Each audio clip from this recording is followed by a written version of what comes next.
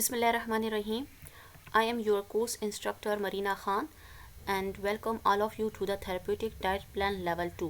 आज जो हम पढ़ेंगे वो डायलिसिस के बारे में पढ़ेंगे.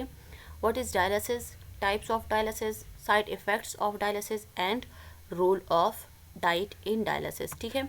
So first of all, what is dialysis? Dialysis क्या है? Dialysis is a procedure to remove waste products and excess fluid from the blood when the kidney stop working properly. जब हमारी किडनी जो कि है वो प्रॉपरली काम नहीं करे तो क्या होता है कि हम डायलिसिस का प्रोसेस यूज़ करते हैं और इस प्रोसीजर के दौरान हमारा जो ब्लड है उससे जो एक्सेस फ्लूइड होता है या जो वेस्ट प्रोडक्ट्स होते हैं वो एक्सक्रीट होते हैं, हमारी बॉडी से निकलते हैं. ठीक है. तो नॉर्मली किडनी क्या करती है, फिल्टर करती है ब्लड को, रिमूव करती है हार्मफुल जो वेस्ट प्रोडक्ट्स होते हैं ब्लड में, उनको हमारी किडनी जो कि हैं वो रिमूव करती हैं. एक्सेस जो फ्लूइड हो गया या और जो वेस्ट प्रोडक्ट्स हो गए उनको हमारी बॉडी से निकालती है. लेकिन डायलिसिस की ज़रूरत हमें तब पड़ती है जब हमें एंड स्टेज किडनी फेलियर हो.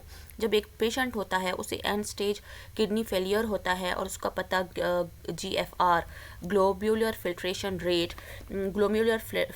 रेट से पता चलता है. और क्योंकि नॉर्मल जो कि है GFR जो है वो हमारे पास 90 to 120 हो या फिर अगर माइल्ड लॉस ऑफ फंक्शन हो किडनी का तब 89 to 60 तक होता है. अगर ये फिर 45 तक आ जाए, मींस 59 से 45 तक हो तो ये mild to moderate loss of functions होता है किडनी का. फिर जो सिवियर होता है उसमें 29 to 15 तक.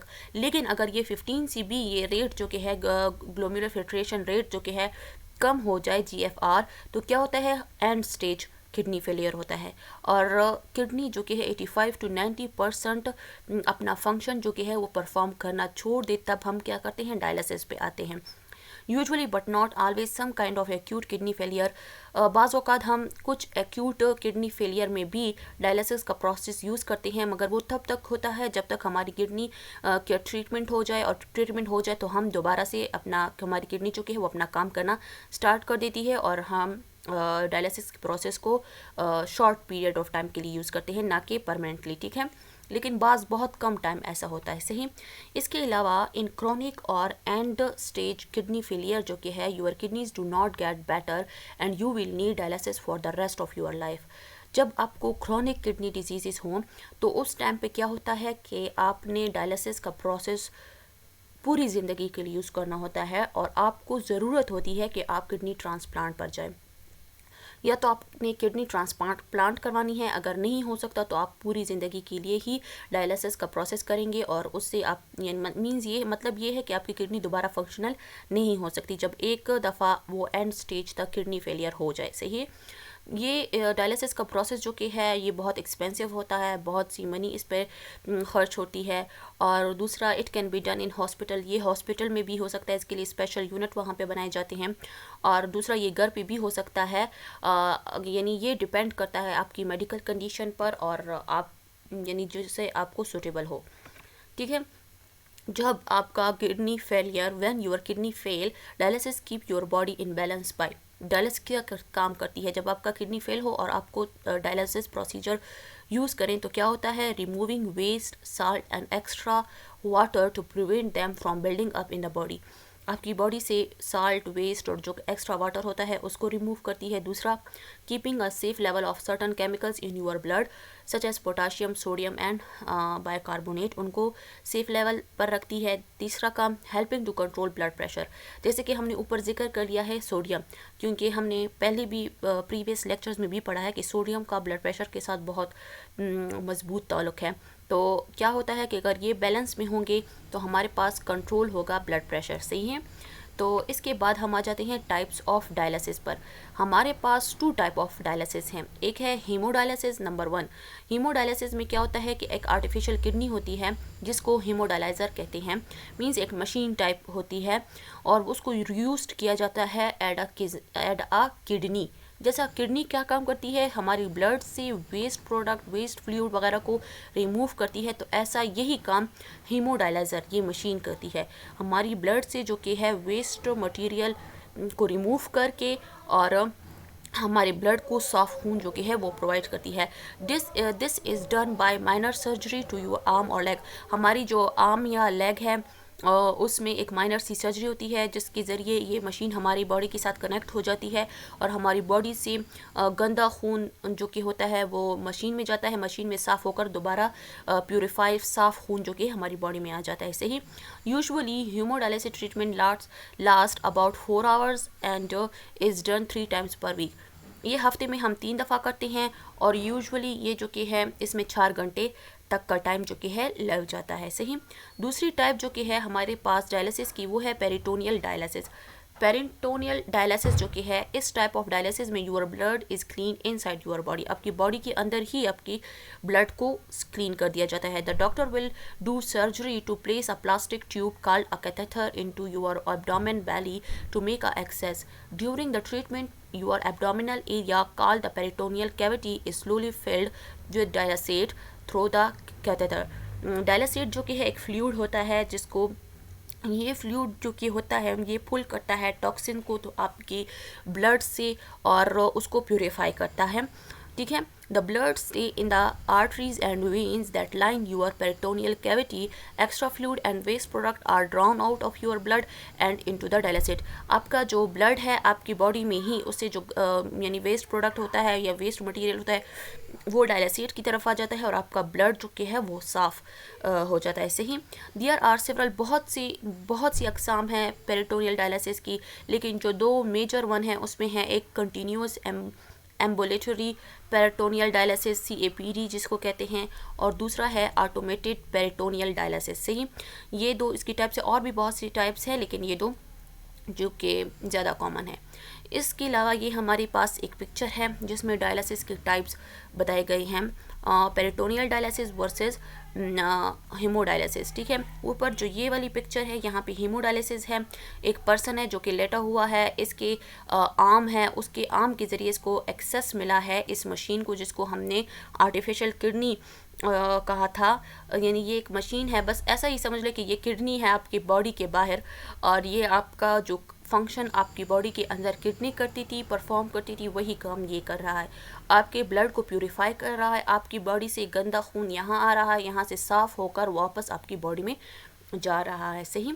ये दूसरा जो कि है पेरिटोनियल डायलिसिस है। पेरिटोनियल डायलिसिस ये होता है कि ये नाइट टाइम भी आप यूज़ कर सकते हैं, होम में भी यूज़ कर सकते हैं। इसके बाद एक दूसरी पिक्चर है जिसमें वाज़िह तौर पर दिखाया गया है। यहाँ पे बिल्कुल जो यहाँ पे ये देखें, ये हमारे पास आर्टरी है, वैन है, यहाँ से जो गंदा खून है जिसमें ये पार्टिकल्स मौजूद है जो कि वेस्ट प्रोडक्ट्स है, यहाँ से आकर ये इस जो किडनी है, डायलिसर है, डायलिसेट है, ये जगह जो है ना ये डायलिसेट है। ठीक है। यहाँ पर ये डिफ्यूजन के प्रोसेस से यहाँ पर वेस्ट मटेरियल ब्लड से यहाँ आ रहा है और यहाँ पर साफ़ ब्लड जो कि है वापस हमारी ये बॉडी की तरफ जा रहा है। मीन्स गंदा खून जाकर यहाँ पर साफ़ हो जाता है और वापस साफ़ खून जो कि हमारी बॉडी में आ जाता है। सही। अब ये दूसरा जो पेरिटोनियल डायलिसिस का प्रोसेस है, इसमें क्या हो रहा है कि ये हमारे पास पेरिटोनियम है, पेरिटोनियल स्पेस है, ये जो अंदर जो दिखाई दे रही है वेस्ट, ये जो डॉट डॉट दिखाई दे रहा है, ये तमाम जो वेस्ट प्रोडक्ट है ये हमारे पास डायलिसेट है, यानी ये फ्लूइड ड्रेन, ये फ्लूइड होता है इसमें हमारे पास water, lot of water, sodium वगैरह, ये इनका एक फ्लूइड होता है ना डायलिसेट में। डायलिसेट में ये एक, ठीक है। तो ये क्या होता है कि ये यहाँ पर जाकर यहाँ से इस तरफ देख लें, यहाँ से ये जो तमाम वेस्ट प्रोडक्ट है उसको पुल आउट कर लिया है, ड्रेन कर लिया है और आपका जो ब्लड है वो आपकी बॉडी के अंदर ही प्यूरिफाई और साफ़ हो गया। देखें यहाँ पे जो fluid and waste product are drain from the peritoneal space, यहाँ से इनको निकाल कर इस डायलिसेट की तरफ ये आ गया है। ठीक है। तो ये हमारे पास ये टाइप थी। सही। तो इसके बाद हम आ जाते हैं side effects of dialysis. Side effects जो कि हैं हीमोडायलिसिस में हम क्या करते हैं, इच स्किन, इसमें जब हम एक्सेस करते हैं अपनी ब्लड को जो मशीन है उसके, तो क्या होता है हमारी स्किन इची हो जाती है, मसल क्रैम्प्स हो जाते हैं, यानी ये इश्यूज़ आ जाते हैं। दूसरा peritoneal dialysis can put you at risk of developing peritonitis. Peritonitis एक इन्फेक्शन होती है जो कि thin membrane that surrounds your abdomen उसमें हो जाती है। तो ये साइड इफ़ेक्ट्स में आ गया है डायलिसिस के, ठीक है। दोनों टाइप ऑफ डायलिसिस जो कि है ये यू फील एग्जॉस्टेड, आप इसमें एक एग्जॉस्ट फील आउट करते हैं। देखिए अल्लाह का बनाया हुआ सिस्टम, और वो इंसान को पता भी नहीं चलता उनकी बॉडी के अंदर काम कर रहा होता है, लेकिन जब वो ख़राब हो जाता है तो जो हम आर्टिफिशियल किडनीज़ के ज़रिए काम करवाते हैं तो बहुत ही डिफ़िकल्ट, बहुत ही कॉम्प्लिकेटेड प्रोसेस होता है। तो ठीक है, लेकिन ये है कि उसका इलाज होता है, और जब तक डायलिसिस का प्रोसेस हो रहा है इंसान जो कि है मज़ीद कॉम्प्लिकेशन से बच जाता है। सही।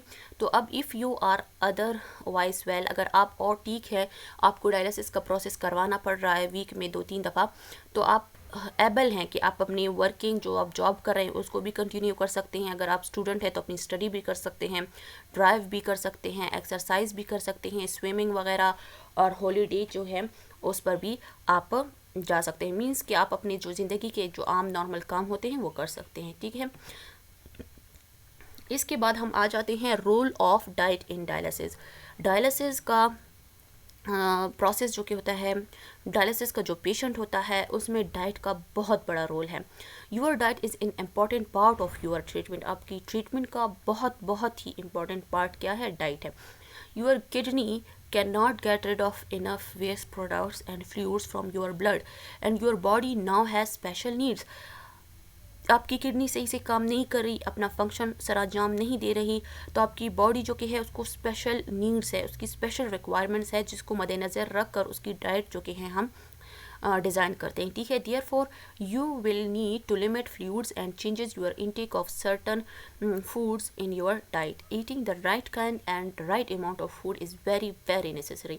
बहुत ज़्यादा इंपॉर्टेंट है कि आप सही टाइम पे सही न्यूट्रिएंट लें और सही अमाउंट में लें। इसके बाद जो हम मज़ीद पढ़ेंगे इसमें आपको समझ आ जाएगी कि कौन कौन से न्यूट्रिएंट ज़रूरी है, किन किन का ख्याल हमने रखना है एक डाइट जब हम बना रहे होते हैं डायलिसिस के पेशेंट के लिए, जब हम एक डाइट प्लान बना रहे हों, ठीक है। तो उसमें से सबसे पहले आता है salt and sodium. Use less salt and eat fever salty foods. Salt को आपने बहुत ज़्यादा कम कर देना है, और साल्टी फूड्स वगैरह जो है इनका यूज़ भी कम कर देना है। क्यों? क्योंकि ये आपको हेल्प आउट करती है to control blood pressure. It may also help reduce fluid weight gain between dialysis session, since salt increase thirst and causes the body to retain fluid. देखिए जब आप साल्टी फूड खाते हैं तो आपको प्यास जो कि है ज़्यादा लगती है, जब प्यास ज़्यादा लगती है ज़्यादा फ्लूइड आप यूज़ कर लेते हैं, जिसकी वजह से आपकी बॉडी में वो फ्लूइड रिटेन होना शुरू हो जाता है, आपका ब्लड प्रेशर ज़्यादा हो जाता है, और आप ऑलरेडी डायलिसिस पे हैं तो ये चीज़ें आपके लिए हार्मफुल हो सकती हैं।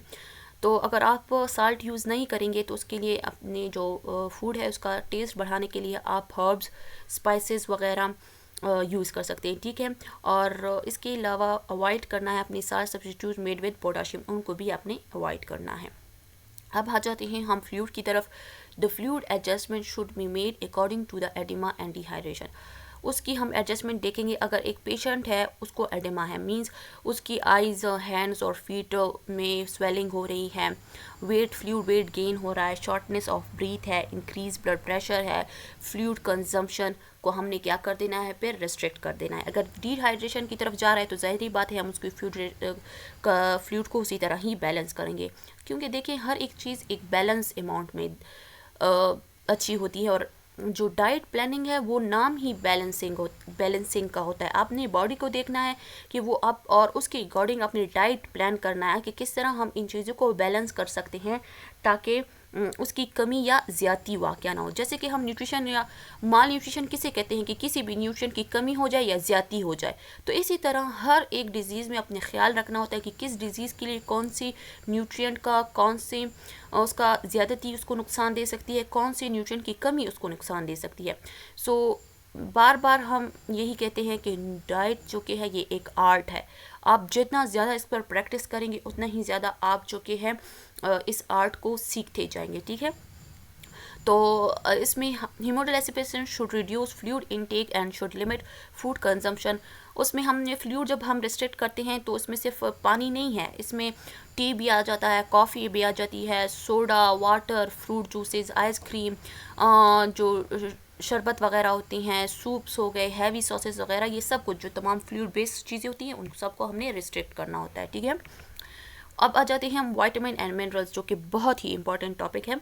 The dialysis treatment washes some water soluble vitamins out of your body. जब डायलिसिस का प्रोसेस होता है तो उस दौरान कुछ वाटर सॉल्युबल विटामिन जो कि है वो आपकी बॉडी से ड्रेन आउट हो जाते हैं।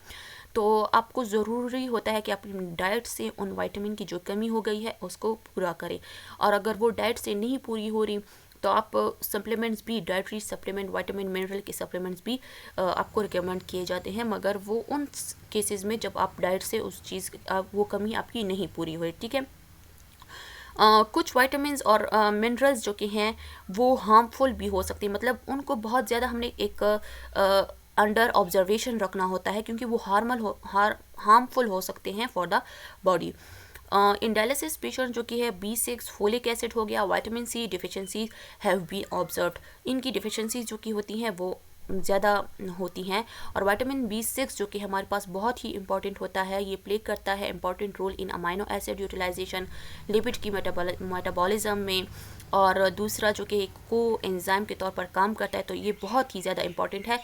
इस वजह से हमने इसकी जो इसकी इम्पोर्टेंस की वजह से हमने इसको बहुत ही क्लोजली मॉनिटर करना होगा। सही।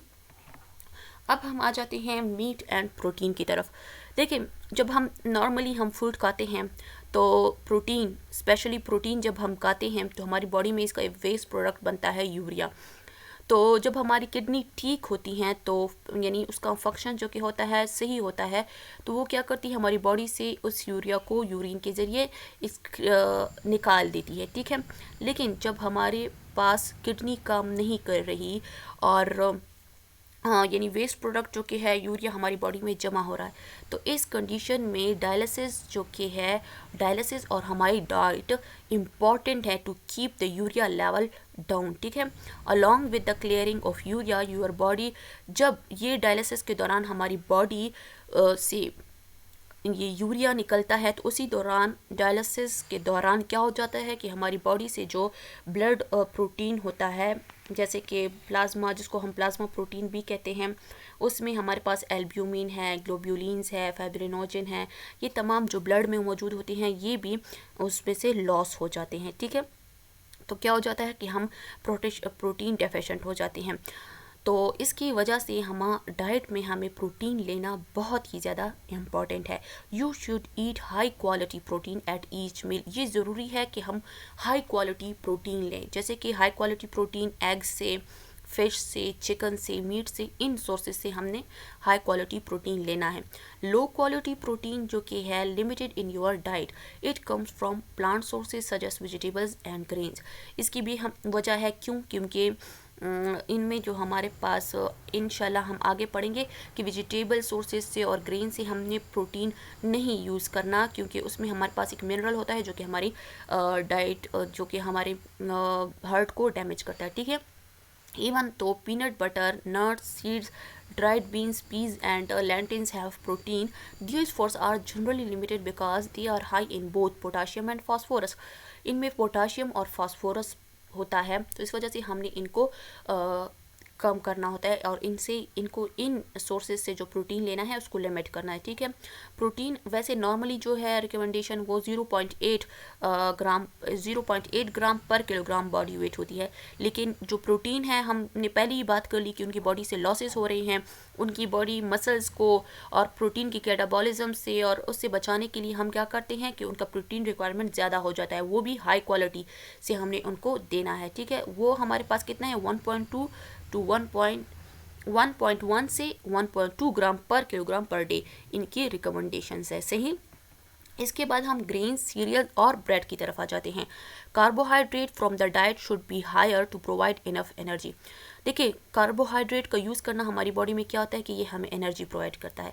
अगर हमारी बॉडी में कार्बोहाइड्रेट नहीं होगा, एनर्जी तो हमें लेनी है अपने फंक्शंस को प्रॉपरली मेंटेन रखने के लिए, अपनी बॉडी को मेंटेन रखने के लिए हमें एनर्जी की ज़रूरत होगी। तो क्या होगा कि हम प्रोटीन को यूज़ करेंगे, हमारी बॉडी प्रोटीन को जो अपना काम है मसल्स ग्रोथ की डेवलपमेंट में, हार्मोन्स, प्रिपरेशन, हीलिंग, रिपेयरिंग, इन सब में काम है, तो वो नहीं होगा।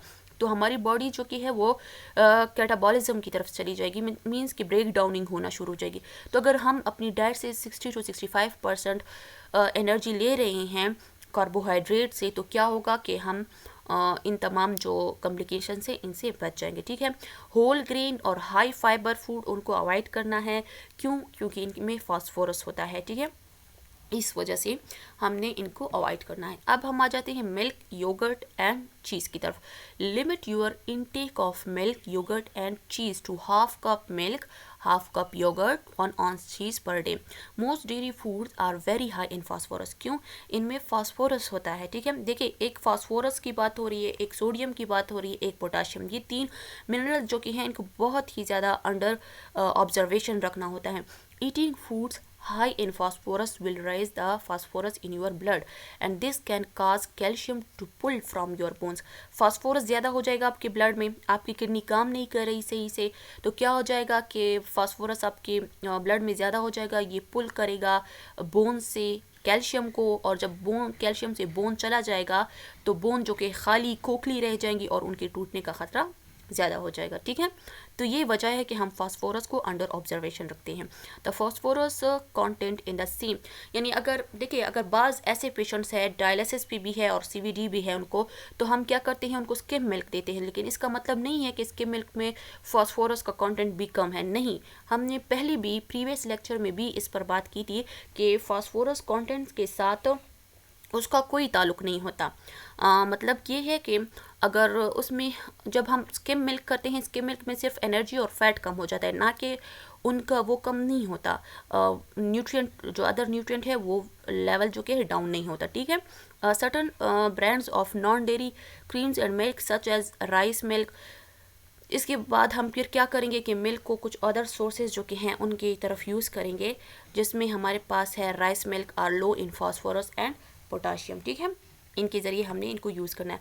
Fruits and vegetable, all fruits, तमाम फ्रूट में एक जो कि है मिनरल है पोटाशियम, ये होता है, और हमने इसको लिमिट करना है, क्योंकि ये हमारी हार्ट के लिए अगर ये लेवल से बढ़ जाए तो ये हमारी हार्ट के लिए हेल्दी नहीं होता, ठीक है। अवॉइड जो फ्रूट्स हमने अवॉइड करने हैं, ये ऑल फ्रूट्स में होते हैं, लेकिन कुछ फ्रूट्स में ज़्यादा अमाउंट में होता है। हम क्या करते हैं, राइस जैसे कि किशमिश हो गया, ड्राइड फ्रूट्स हो गए, बनानाज, इनको हमने अवॉइड करना है, ठीक। ये सिर्फ इनमें, और भी बस इनके लिए अपने फ्रूट लिस्ट देखनी होती है ना, किन में ज़्यादा है उनको आपने अवॉइड करना है, ठीक है। इसी तरह जिनको आपने लेना है उसमें चूज़ करना है, उसमें एप्पल है, बेरीज़ है, चेरीज़ है, एट्सेट्रा, ठीक। इसी तरह कुछ वेजिटेबल्स है जिनमें पोटाशियम का लेवल ज़्यादा होता है। तमाम वेजिटेबल्स में पोटाशियम होता है, मगर कुछ में बहुत ज़्यादा होता है। जिनमें ज़्यादा होता है उनको आपने या बिल्कुल अवॉइड करना है या लिमिट करना है, क्योंकि ये आपके हार्ट को, अपने हार्ट को प्रोटेक्ट करने के लिए ज़रूरी है कि ब्लड में पोटाशियम का लेवल जो कि है नॉर्मल हो, ना कि ज़्यादा होगा, ये ज़्यादा हो गया तो आपके हार्ट को डैमेज कर सकता है, सही। तो हमने अवॉइड करना है पोटैटोज़ को, टोमेटोज़ को, पम्पकिन एटसेट्रा को, ठीक है।